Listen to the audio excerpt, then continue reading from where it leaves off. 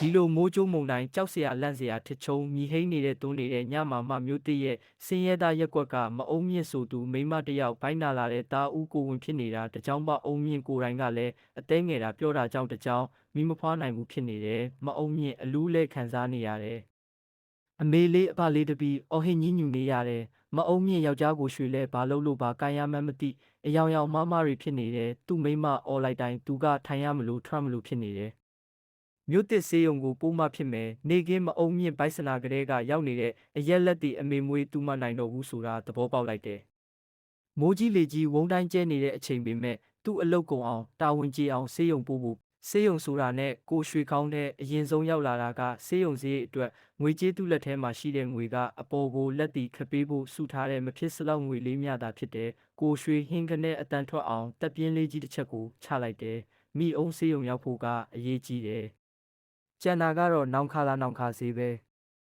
အတွေးတွေနဲ့ရင်လေးနေတော့မှပဲမအုံမြင့်ရဲ့အော်တန်တစ်ချက်ဆူဆူဝါးဝါထွက်လာပြန်တယ်သူဘာမှစဉ်းစားမနေတော့ဘူးအိမ်မော်ကနေအပြန်ခုန်ချတယ်ပြီးတော့လျက်စီးတာဆင်းမိုးကြိုးတွေတတိုင်းတိုင်းပြစ်နေတဲ့မိုးမုန်တိုင်းတွေကိုပြေးထွက်သွားတယ်တကယ်တော့အဲ့ဒီကတေမင်းရဲ့ပရဏစကန်ရောက်တဲ့အချိန်ပါပရဏမင်းကသူ့ရဲ့ဇလန်ဇက်ကွက်တွေကိုအရက်ဆက်ဆုံးစီရင်ရေးဆွဲထားတယ်မိုးကြိုးမုန်တိုင်းတွေပြင်းပြင်းထန်ထန်တိုက်ခတ်ပြောင်းဆန်နေတဲ့ညမှာမအုံမြင့်ကိုဘိုင်းနာစေတဲ့လွယ်လွယ်ကူကူမွေးဖွားလို့မရအောင်ဆေးရုံပိုးရအောင်ဖန်တီးတယ်။ပြီးတာနဲ့မအုံမြင့်ရဲ့ယောက်ျားကိုရွှေကိုအိမ်အပြင်ထွက်အောင်တွေးဆောင်လိုက်တယ်။မအုံမြင့်ကိုဆေးရုံပိုးရမှာကူညီကြဖို့ထမ်းယူဖို့ဆိုတဲ့အကြောင်းပြချက်နဲ့ပေါ့ကိုရွှေမိုးမုန်တိုင်းနဲ့ပြေးဝင်သွားတယ်။ရွာလေကညောင်ပင်အိုကြီးအနီးရောက်လာတယ်။ရဲပရဏစကန်ကလည်းခြောက်ခြားစရာကောင်းတဲ့အေးဆက်မှုတွေနဲ့တထစ်ထစ်ရွှေ့လျားနေတယ်ကိုရွှေညောင်ပင်အောက်ရောက်မှာနိုင်လက်တံကမေနစကန်ကိုတိတိကျကျရောက်ရှိသွားတယ်။ညောင်ပင်အိုကြီးဟာကြောက်မက်ဖွယ်မြဟိန်းတန်တီကြီးနဲ့အတူကိုရွှေရဲ့အပေါ်ကိုပြိုလဲပြကျသွားခဲ့တယ်။အာခနဲ့ထိတ်လန့်တကြားអော်လိုက်တဲ့ကိုရွှေရဲ့အတန်နဲ့ကြီးကစူညံပွက်နေတဲ့မုံတိုင်းတန်တွေနဲ့ရောထွေးသွားတယ်။ကိုရွှေချက်ချင်းမသေးသေးဘူး။အကျော်ဆွဲသလိုခြေတွေလက်တွေတဆက်ဆက်လှုပ်ရှားနေသေးတယ်။မိနစ်အနည်းငယ်ကြာမှသူ့ဝိညာဉ်ဟာသူ့ရဲ့ခန္ဓာကိုယ်ကနေအပီးတိုင်ထွက်ခွာသွားပါတယ်။ကံကြမ္မာဆိုးဟာဘယ်တော့မှတယောက်တည်းမလာဘူးဆိုတဲ့စကားအတိုင်းပါပဲကိုရွှေညောင်ပင်အုပ်ပြီးအသေးဆိုးနဲ့ကြုံသွားတဲ့မရှိမနှောင်းမှာပဲသူ့မိန်းမမအုံမြင့်လဲမိမဖွားနိုင်တဲ့ဝေဒနာကိုအသေးအတန်အော်ဟစ်ရင်းသူ့ယောက်ျားကိုရွှေထွက်ခွာရာတေမင်းနိုင်ငံကိုကောက်ကောက်ပါအောင်လိုက်သွားပါတော့တယ်။ကိုရွှေတို့လင်မယားနှစ်ယောက်ရဲ့အလောင်းတွေခြံပြင်ဘက်မှာထားတယ်လေးတိုင်စင်နှစ်ခုလုပ်ပြီးအလောင်းထည့်ထားအခေါင်းတွေတင်ထားတဲ့မုံတိုင်းဆဲသွားပေမဲ့မိုးဆက်မပြတ်ရွာနေတော့အခေါင်းတွေအပေါ်မှာဖြာကျန်းတစ်ချက်စီအုပ်ပေးထားတာသူတို့တည်တဲ့ညကတဲတဲထန်ထန်ရွာသွန်းခဲ့မိုးမုံတိုင်းကြောင့်ရောနောက်ရက်တွေပါအညိုးမပြေပဲစက်တိုက်ရွာနေမိုးကြောင့်ပါရက်ကွက်တစ်ခုလုံးရေတွေပေါင်းလန်သွားတာ10မြောင်းလယ်မြောင်းမှန်သမျှကတလာဟောစီးလာတဲ့ရေတွေကလည်းသူတို့ရက်ကွက်လေးကိုပဲဥတိုက်ဝင်လာကြတယ်မြို့တစ်တီမီကလေးကမကြုံဘူးအောင်ဖြစ်တဲ့ရေကြီးရေရှမ်းမှုကိုခံကြရတယ်ရက်ကွက်ထဲမှာလမ်းတွေပေါ်မှာခါလောက်ပေါင်ဘလောက်ရေတွေရောက်လာတဲ့ဒီနှစ်မှဖြစ်တဲ့ထူးကဲရေကြီးမှုကြောင့်ခနှိမ့်ပိုင်းရက်ကွက်ကလူနေအိမ်အချို့ရေမြုပ်သွားတဲ့ရေဘေးဒုက္ခသည်တွေကိုရက်ကွက်ထိတ်ကုန်းမြင့်ပေါ်ကဖုန်ကြီးကြီးမှာဒုက္ခသည်စခန်းဖွင့်ပြီးကူညီထောက်ပံ့ကြတယ်ရေဘေးလွတ်တဲ့ရက်ကွက်တွေကထမင်းထုတ်တွေပေးတယ်ဒီလိုတဘာဝဘေးအန္တရာယ်ကြားရောက်နေတဲ့ကာလာထဲမှာကိုရွှေနဲ့မအုံမြင့်တို့ရဲ့နှလောင်းပြိုင်အတူပါဖြစ်တဲ့3ရက်မြောက်နေ့မှာအလောင်းတွေကိုတကြိုဖို့ကိစ္စဆောင်ရွက်ကြရတယ်3ရက်မြောက်နေ့မှာအလောင်းတွေကိုတင်ကြိုဖို့ကိစ္စဆောင်ရွက်ကြရတဲ့ခြေကင်းလက်ခင်းတာရတဲ့အချိန်တွေကတော့ထုံးစံအတိုင်းအလောင်းကိုအိမ်ကတဲသွားသူတန်မှာတရဏဂုံတရားနာတယ်မြေမြုပ်ချင်မြုပ်မိတင်ကြိုချင်းတင်ကြိုဂူသွင်းကျင်သွင်းအေးအေးဆေးဆေးဆောင်ရွက်လို့ရတယ်ခုအနေထားကြတော့မိုးရဲရေရဲဖြစ်နေတာကြောင့်အစီအစဉ်တစ်မျိုးပြောင်းလိုက်ရတယ်ကွယ်လွန်သူတွေရဲ့အိမ်မှာပဲတန်ဃာတော်ပင်တရားနာလိုက်တဲ့ပြီးတာနဲ့မြေမြုပ်တကြိုမဲ့အဖွဲ့လက်ထဲအလောင်းတွေကိုအပ်လိုက်တဲ့သူတန်ကိုဘယ်သူမှမပို့ကြတော့ဘူး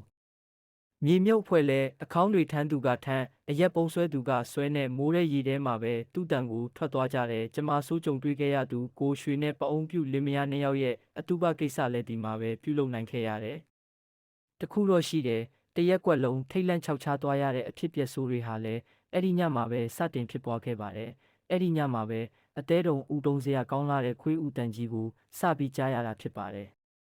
ညတကောင်လောက်မှာတင်းချိုင်းကုန်းပတ်စီကနေဆွဲငင်ဦးလိုက်တဲ့ခွေးဦးတန်ကြီးထွက်ပေါ်လာတဲ့ထူးခြားတဲ့ခွေးဦးတန်ကြီးကြောင့်တက်ကြီးရွယ်အိုလန့်နိုးလာကြတယ်။ခွေးဦးတန်ကဘုန်းကြီးကျောင်းတွေမှာကြေးစီတီးတဲ့အခါ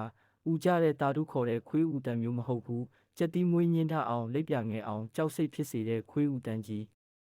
ကြက်တရေမရှိတဲ့ခွေးဦးတန်ကြီးလို့လည်းတန်းသိလိုက်ကြတယ်အဆက်မပြတ်ဦးနေတဲ့ခွေးဦးတန်ကြီးဟာပိုပြီးကျဲလောင်လာတယ်ရက်ကွက်နဲ့တဖြည်းဖြည်းနီးလာတယ်မကြခင်မှာပဲရေထဲမှာတဆွတ်ဆွတ်နင်းလာတဲ့ခြေတံနဲ့အတူခွေးနက်ကြီးတစ်ကောင်ရက်ကွက်ထဲဝင်လာတာကိုတွေ့ကြရတယ်ခွေးနက်ကြီးကတာမန်ခွေးတွေထက်2 ဆ 3 ဆလောက်ကိုလုံးကိုထဲကြီးမားတယ်ခွေးနက်ကြီးဦးပြီးဝင်လာတာနဲ့ရက်ကွက်ထဲကခွေးတွေဝိုင်းဟောင်ကြတယ်ခွေးဦးတန်ခွေးဟောင်တန်တွေနဲ့တရက်ကွက်လုံးစူညံနေတယ်ရက်ကွက်ခွေးတွေဘလောက်ဟောင်ဟောင်ခွေးနက်ကြီးကတော့ဂယုမဆိုင်ဘူးဦးမြဲဦးနေတယ်ရေတွေကိုတဆွတ်ဆွတ်နင်းပြီးသွားမြဲသွားနေတယ်အမင်္ဂလာခွေးဦးတန်ကြီးကြောင့်အသေးတုံတုံဖြစ်နေကြသူတွေဟာအချိန်အနည်းငယ်အတွင်းမှာပဲပိုပြီးကြာကလမ်းချောက်ချားစရာကောင်းတဲ့အဖြစ်ပြက်နဲ့ထပ်မံရင်ဆိုင်တွေ့ပြင်ကြရပြန်ပါတယ်ခွေးနက်ကြီးလွန်သွားပြီးမရှိမနှောက်မှာပဲရေတွေပွက်တွေကိုတဆွတ်ဆွတ်နင်းပြီးသွားနေတဲ့လူနဲ့တူတဲ့မဲမီတရံနှစ်ခုကိုတွေ့ကြရတယ်အဲ့ဒီအချိန်ကကောင်းကင်ဘုံမှာမိုးသားနဲ့အကျဉ်းရှိပေမဲ့မိုးရွာမနေဘူးမှုံမွားကျဲလေးအချို့လဲဟိုတပွင့်တပွင့်ပြက်လက်နေကြတယ်မြဲမဲတရံနှစ်ခုကိုဘသူပဲဝါမှန်းထင်ရှားမမြင်ရပေမဲ့မိန်းမတစ်ယောက်ယောက်ျားတစ်ယောက်ဆိုတာကိုတော့တဲကွဲတွေ့ကြရတယ်ခွေးနက်ကြီးဝင်လာတော့ကလှက်မရဟန်နဲ့မရတရက်ကွက်လုံးစူညံပွက်အောင်ထိုးဟောင်နေတဲ့ခွေးတွေဟာမဲတရံယောက်ျားနဲ့မိန်းမကိုမြင်တော့ဟောင်ရဲကြဘူးမနက်လင်းချိန်မှာတော့ညကထူးထူးဆန်းဆန်းရက်ကွက်ထဲဝင်လာတဲ့ခွေးနက်ကြီးနဲ့မဲတရံယောက်ျားနဲ့မိန်းမတို့ရဲ့အကြောင်းတွေကလူတိုင်းပါဆက်ဖြားမှာပြောစရာသတင်းစကားဖြစ်သွားတယ်တစ်ချိန်တည်းမှာပဲအဲ့ဒီမဲတရံစုံတွဲဟာတည်သွားတဲ့ကိုရွှေနဲ့မအုံမြင့်တို့ဖြစ်တယ်ဆိုတဲ့ကောလာပါလာကလည်းတဆင့်စကားတဆင့်နာကြီးထွားသွားတယ်ဒီကိစ္စကြောင့်တရက်ကွက်လုံးခြောက်ချားနေချိန်မှာပဲထိတ်လန့်စရာနောက်တစ်ခုကထပ်ပြီးပေါ်လာတယ်အဲ့ဒါကတော့အနောက်ဖျားကဦးထွန်းတယောက်အကောင်းပကတိကြီးကနေဖြစ်ရကြောင်ပဲဖြစ်တယ်ရုတ်တရက်လဲကြတည်ဆုံးသွားတဲ့တကယ်တော့ဒီရက်ကွက်ကလူတယောက်ရောရင်3 လောင်းပြေးမှရက်တယ်လို့အယူဆွဲရှိတယ်ကိုရွှေတို့လင်မယားသေးတော့မအုံမြင့်ပိုက်ထဲကကလေးကိုပါတွက်ပြီး3 လောင်းပြည့်ပြီးတချီတဲ့နဲ့ကျင်းကြေသွားပြီဆိုပြီးတတ်မှတ်ထားကြတယ်ခုတော့ကိုရွှေတို့လင်မယားအတွက်ရက်လက်စွန်းလောင်မတွေ့ရသေးဘူးနောက်တစ်လောင်းထပ်သေးပြန်ပြီညကလည်းခွေးနက်ကြီးတစ်ကောင်ဦးပြီးထူးထူးခြားခြားရက်ကွက်ထဲဝင်လာတယ်ယောက်ျားနဲ့မိန်းမမဲတရံနှစ်ခုလည်းရွာထဲဝင်လာတယ်ဒီမကောင်းဆိုးဝါးကောင်တွေကများဦးထုံးကိုတေမင်းနိုင်ငံခေါ်သွားတာလားဆိုတဲ့တန်တရားတွေဝင်လာကြတယ်ဒါပေမဲ့အခြေအနေကဒီလောက်နဲ့ရက်တက်မသွားဘူးဦးထွန်းတည်တဲ့ညမှာကြောက်စရာဦးတန်ကြီးနဲ့အတူခွေးနက်ကြီးရွာထဲဝင်လာပြန်တယ်မဲတရံမကောင်းဆိုးဝါးနှစ်ကောင်ကိုလည်းထပ်တွေ့ကြတယ်ဒီလိုတွေ့ပြီးနောက်တနေ့နက်နက်လင်းအားကြီးအချိန်မှာပဲအသက်15 နှစ်အရွယ်ကောင်မလေးတစ်ယောက်ဆုံးပါသွားပြန်တယ်အခြေအနေကဘယ်တော့မှမကြုံဘူးတဲ့အခြေအနေမျိုးဖြစ်နေပြီးထိတ်လန့်ချောက်ချားစရာကောင်းနေပြီးကိုရွှေတစ်ပင်ပြီးသေးတယ်တညထဲမှာပဲကိုရွှေမိမအုံမြင့်မီးမဖွားနိုင်လို့တေးပြန်တယ်တေးချင်းတရားဆိုတာကပရိသနေနေကလေးကပါပြီးသားကုသိုလ်ကံအကုသိုလ်ကံတွေရဲ့အကြောင်းအကျိုးဆက်ဆက်မှုကနေသတ်မှတ်ထားတာဘယ်သူမှပြုပြင်ပြောင်းလဲလို့မရဘူးကိုရွှေတို့လင်မယားသိဆုံးသွားကြတာလဲကံအကြောင်းတရားကြောင့်ဖြစ်တဲ့ကိစ္စလို့ရှုမြင်နိုင်တယ်ဒါပေမဲ့ထူးဆန်းတာကသူတို့လင်မယားကိုတကြုတ်ပြီးတဲ့ညမှာပဲခွေးနက်ကြီးတစ်ကောင်နဲ့မကောင်းဆိုးဝါးတွေရက်ကွက်ထဲဝင်လာတယ်နောက်တနေ့ဦးထွန်းသေးတယ်နောက်ညမှာလဲခွေးဦးတန်ကြီးကြားရပြန်တယ်ပြီးတော့ခွေးနက်ကြီးနဲ့နာနာဘာဝတွေရွာထဲထပ်ဝင်တယ်နောက်နေ့မှာကောင်းမလေးတစ်ယောက်ထပ်သေးတယ်ပိုဆိုးဟာကခွေးနက်ကြီးရဲ့ဦးတန်ဟာဒီလောက်နဲ့ရက်တက်မသွားဘူးရက်ဆက်ဆိုသလိုရောက်လာတဲ့ခွေးနက်ကြီးရက်ကွက်ထဲဝင်တိုင်းမကောင်းဆိုးဝါးမဲအကောင်ကြီးနှစ်ကောင်လဲနောက်ကပါလာစမြဲနေတိုင်းလဲတနေ့တယောက်နှုံလူတွေကလည်းဒေသနေကြတဲ့စုစုပေါင်း9 လောင်းရှိသွားပြီထူးဆန်းတဲ့ဖြစ်ရဆိုးတွေကြောင့်လူတွေမကြုံစဘူးထိတ်လန့်လာကြတယ်ခြောက်ချားလာကြတယ်ရေချားမြေချားရက်ကွက်ချရင်ကျမဆိုးတွေရဲ့စက်ကွင်းကလွတ်တယ်ဆိုတဲ့အယူအဆကြောင့်အချို့မိသားစုတွေဟာအခြားရက်ကွက်ကိုပြောင်းရွှေ့သွားတဲ့အထိဖြစ်လာတယ်ရက်ကွက်အတွင်းလမ်းစုံလမ်းခွတွေမှာပရိတ်တရားနာကြတယ်တမုံတီးပြီးမကောင်းဆိုးဝါးတွေကိုနှင်ထုတ်ကြတယ်ဘလို့ပဲလှုပ်အခြေအနေကပိုပြီးဆိုးလာတယ်လူတွေရဲ့အကြောက်တရားကလည်းတဆကြီးထွားလာတယ်အဲ့ဒီအချိန်မှာကောလာဟာလာသတင်းစကားတစ်ခုထွက်ပေါ်လာတယ်ဒီလိုအမင်္ဂလာကျမဆိုးတွေဖြစ်နေတာဟာကိုရွှေတို့လင်မယားနှစ်ယောက်ရဲ့အလောင်း2 လောင်းကိုကျင်းထဲမှာထပ်ပြီးမြုပ်ခဲ့လို့ဖြစ်တယ်ဆိုတဲ့သတင်းစကားကျေပြန့်လာတဲ့ဒီသတင်းစကားကြောင့်သတင်းမမှန်စုံစမ်းတယ်ရက်ကွက်လူကြီးတွေကအလောင်းမြုပ်တဲ့သူတွေကိုခေါ်ပြီးစစ်ပေးတဲ့ဒီတော့မှအဖြစ်မှန်ပေါ်လာတဲ့ကာလာသားတွေဟာကိုရွှေရဲ့အလောင်းထည့်ထားတဲ့အခေါင်းနဲ့မအုံမြင့်အလောင်းထည့်ထားတဲ့အခေါင်းတွေကိုထမ်းပြီးတင်းချိုင်းကုန်းကိုယူလာကြတယ်။အဲ့ဒီနေ့ကတင်းချိုင်းကုန်းထဲမှာလည်းရေတွေပြည့်ရှံနေတဲ့မြေမြုပ်ထားတဲ့အခေါင်းအချို့ဆိုရင်ဖိုးထားတဲ့မြေကြီးတွေရေပျော်ကျသွားပြီးကျင်းထဲကိုလည်းရေတွေဝင်လာတာကြောင့်အခေါင်းကကျင်းနှုတ်ခမ်းဝါထိတက်လာပြီးပေါ်လောမျောနေတယ် ကာလာတာအုပ်စုဟာကိုရွှေတို့လင်မယားနှစ်ယောက်ရဲ့အလောင်းတွေကိုမြုပ်ဖို့နေရာရှာတယ်။ကံအားလျော်စွာပေါက်ပင်ကြီးတစ်ပင်အောက်မှာရေမမြုပ်သေးတဲ့ကုန်းကမူလေးတွေ့တဲ့ပထမဆုံးအရက်ပုံးကိုအလဲမှာတီးပြီးတောက်ကြစားကြတယ်တောက်စားပြီးတော့အခေါင်းတွေမြုပ်ဖို့ကျင်းတူးကြတယ်။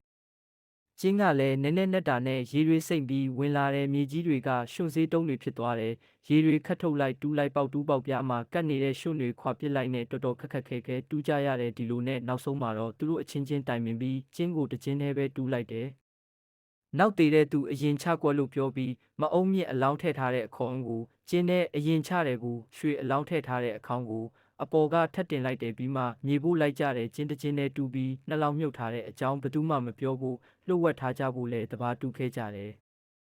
ကာလာသားတွေရဲ့အရက်မူပြီးဆက်လွယ်လုပ်ခဲ့တဲ့ကိစ္စအလောင်းနှလောင်းထပ်မမြုပ်ရဘူးဆိုတဲ့တင်ချိုင်းစည်းကမ်းကိုဖောက်ဖျက်လိုက်တာဖြစ်တယ်မတိလို့ပဲမြုပ်တိလျက်နဲ့ပဲလှုပ်အလောင်းနှစ်ထပ်မြုပ်ရင်ရွာထိတ်လန့်ချောက်ချမယ်လူတွေအဆက်မပြတ်တည်တတ်တယ်ဆိုတဲ့ရှေးစကားအတိုင်းသူတို့ရက်ကွက်ကျမဆိုးကြုံလိုက်ရတယ်ဆိုတာအားလုံးသိသွားတယ်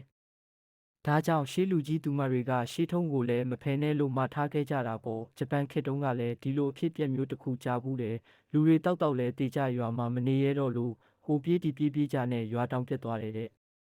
တော်သေးတယ်ဒီလောက်နဲ့တီးလိုက်ရလို့နောက်ကြမှသိရင်တို့ရက်ကွက်လဲရက်ကွက်ပြက်ဖြစ်သွားမှာ